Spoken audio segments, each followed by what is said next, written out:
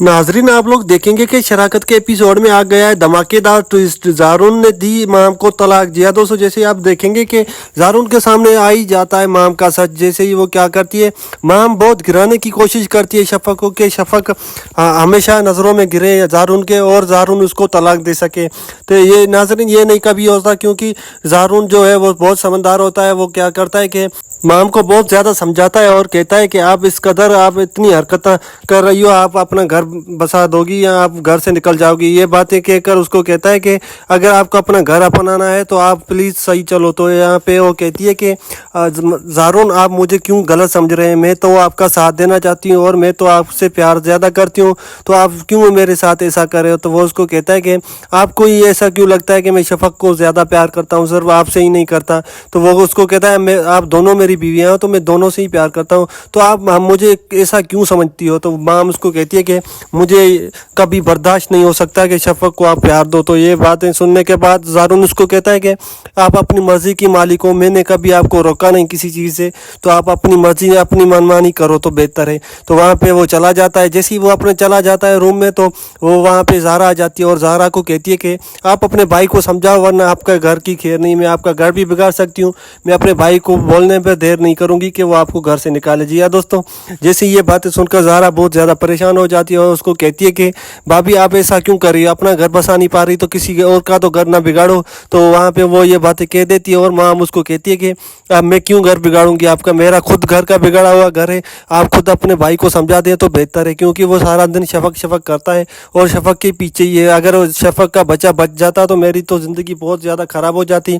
शुक्र है शफक का बच्चा बचा नहीं। तो वहाँ पे ज़ारा बोलती है, भाभी आप नफ्स बुला बोलें, आप प्लीज़ ऐसा तो मत बोलें, वो भी किसी का बच्चा होगा और वो शफक भाभी का भी बच्चा है, तो आप ऐसा क्यों बोल रही हैं? तो वहाँ पे माम कहती है कि कौन सा मेरा है यहाँ कोई मुझे फ़ायदा देगा। तो वहाँ पे ज़ारा उसको कहती है कि प्लीज़ भाभी आप ऐसा मत बोलें तो बेहतर है। वहाँ हम उसको कहती है कि आप अपने बिस्तर बांधे और आप भी कल घर अपनी वापस चली आ जाओ। मैं अपने भाई को कहती हूँ कि वो भी आपको घर से निकाले तो बेहतर है, क्योंकि मुझे तो वही प्यार मिल नहीं रहा। मैं तो फिर ऐसे ही नौकरों की तरह रह रही हूँ आप लोगों के बीच में। तो वहीं पे वो क्या करती है कि कहती है कि माम भाभी आप रुको, मैं अपने भाई को समझाऊंगी कि भाई आप ऐसा मत करें भाभी के साथ, और भाभी को बहुत ज़्यादा प्यार दें कि वो आपके साथ रह सके। तो वहीं पे माम बहुत ज़्यादा खुश होती है। वो समझती है कि ज़ारा ये मेरा काम कर देगी और मेरी धमकी है जो चाल है वो कामयाब हो गई है। वैसे ही वो भी बहुत ज़्यादा खुश हो रही होती है। तो ज़ारा के दिमाग में भी एक नई चाल आती है। वो उसको फ़ौरन उसी टाइम पे ये बातें सुना देती है और वो चली जाती है शफक के पास और शफक को कहती है, भाभी आप खुद ही देखें, आप मेरे साथ माम ऐसा कर रही है, मैंने तो कोई उससे दुश्मनी नहीं रखी, तो मेरे साथ ही ऐसा क्यों कर रही है? तो वो शफक उसको कहती है, ये सारा मेरी वजह से हुआ है, आपके लिए भी खतरा है, तो आप प्लीज़ मुझे थोड़ा दूर रहें ताकि माम को ये पता ना चले कि हम दोनों एक बात हैं। तो वहाँ पे ज़ारा भी कहती है, ये आपने सही कही ये बात भाभी, मैं आपसे आप दूर रहूँगी ताकि मेरा भी घर बच सके। तो यहाँ पे शफक उसको कहती है, आप अपने घर चली जाओ तो बेहतर है, यहाँ पे ज़्यादा रहोगी तो माम आपको भड़का देगी। तो वहाँ पे वो क्या होता है कि माम उसको भड़काने के लिए चली जाती है, पर उसको वो ढूंढ नहीं पाती। तो वहाँ पे वो चली जाती है अपने घर।